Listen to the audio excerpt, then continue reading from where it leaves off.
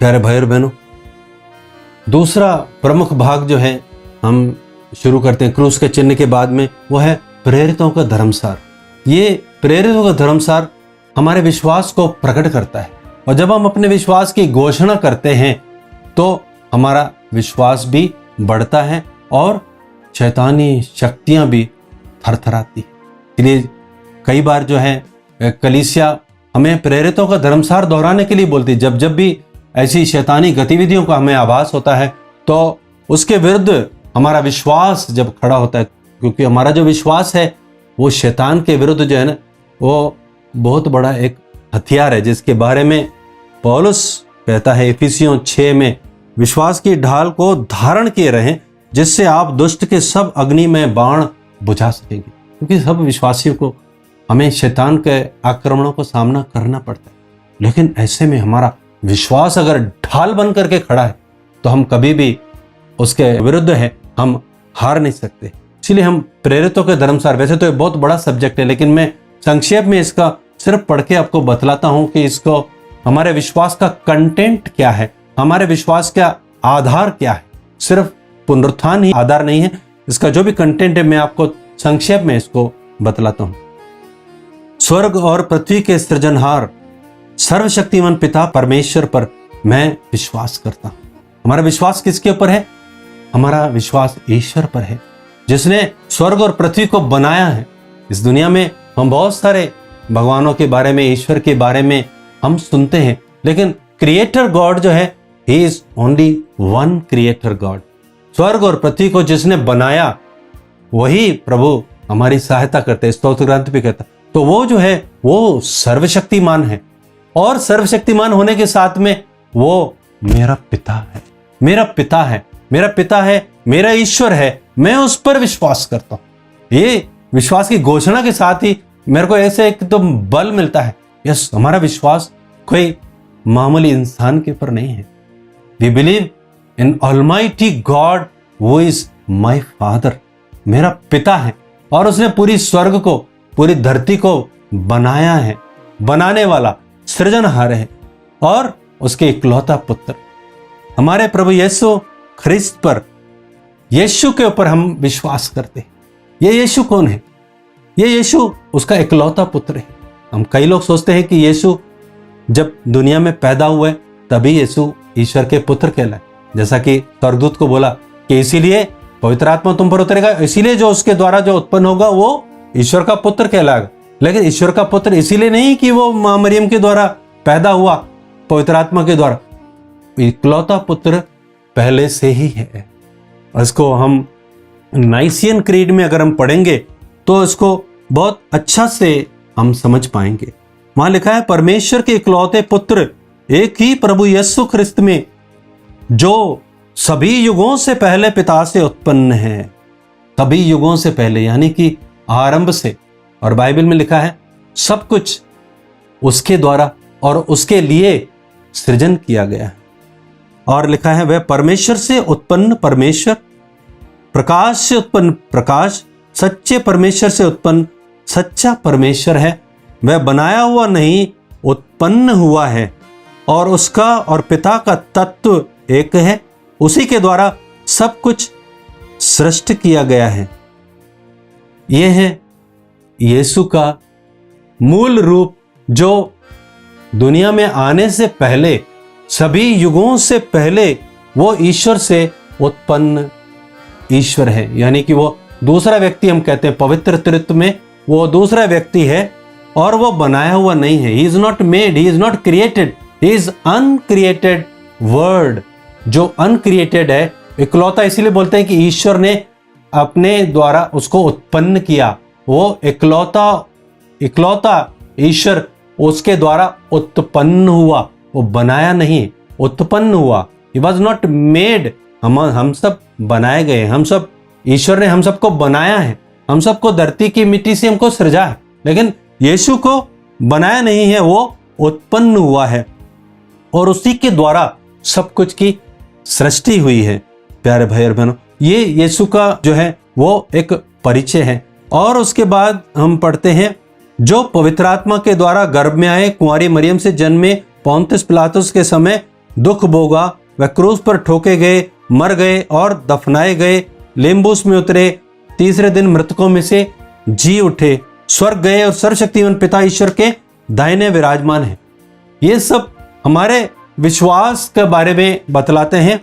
और यीशु के बारे में, जो यीशु जो है वो जो दुनिया में आया, क्यों आया, इसमें नाइसियन क्रीड में इसको अच्छा से समझाया हुआ है कि वह हम मनुष्यों के लिए, हमारी मुक्ति के लिए वो स्वर्ग से उतरे और पवित्र आत्मा के द्वारा उन्होंने कुंवारी मरियम से शरीर धारण किया, शरीर को धारण किया, शरीर को खुद धारण किया। ईश्वर था, शरीर धारण किया उसने मां मरियम के द्वारा, और वो इंसान बना ताकि हम सब इंसानों को, पापों को अपने ऊपर ले ले, मानव शरीर के ऊपर ले ले।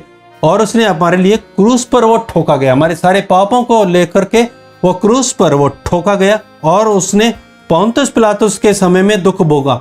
यानी कि ये जो यीशु है, ये जो क्रूस की घटना घटी, पुनरुत्थान की घटी, वो एक हिस्टोरिकल इवेंट है, एक हिस्टोरिकल, एक ऐतिहासिक घटना है। यानी उस वक्त एक राजा पोंतुस पायलट था, आप उसकी हिस्ट्री में देख सकते हैं।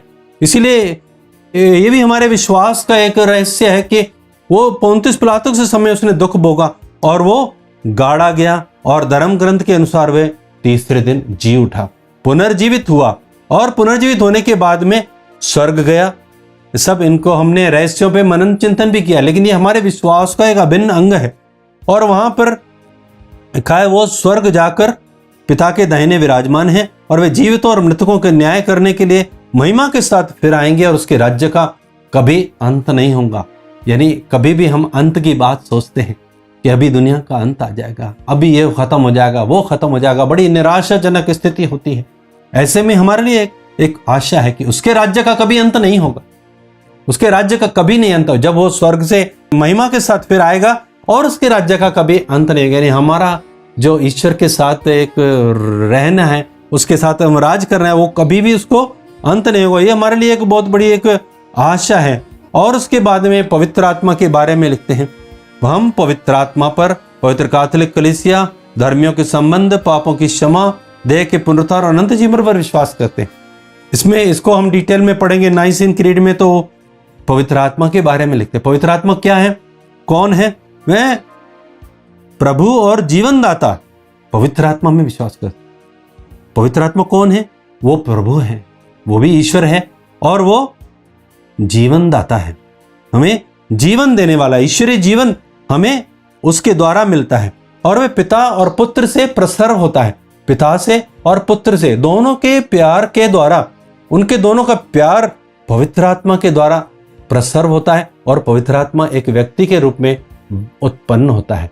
दूसरा व्यक्ति यीशु, तीसरा व्यक्ति पवित्र आत्मा उत्पन्न होता है। और वो पवित्र आत्मा जो है उसका लिए लिखा है पिता और पुत्र के साथ साथ उसकी आराधना और स्तुति की जाती है। पवित्र आत्मा सिर्फ आत्मा नहीं है, यूं तो पिता भी आत्मा है, पुत्र भी आत्मा है और पवित्र आत्मा भी आत्मा है, लेकिन तीनों समान रूप से एक व्यक्ति हैं। तीनों अलग अलग व्यक्ति हैं और तीनों की आराधना की जाती है। तो सिर्फ आत्मा को हम ये ना सोचें कि सिर्फ वो हमारी सहायता करने के लिए भेजा गया है, हमारी मदद कार्य करने के लिए दिया गया है, हमारा मार्गदर्शन के लिए दिया गया है, परंतु वो स्वयं ईश्वर है और पिता और पुत्र के साथ उसकी आराधना और उसकी स्तुति की जाती है। और वही ईश्वर के नबियों के द्वारा भी वो बोला था, और अभी जो है हम सब के अंदर वो विराजमान है, और उसी के द्वारा हमारे अंदर भी ईश्वर का प्रेम उंडेला जाता है।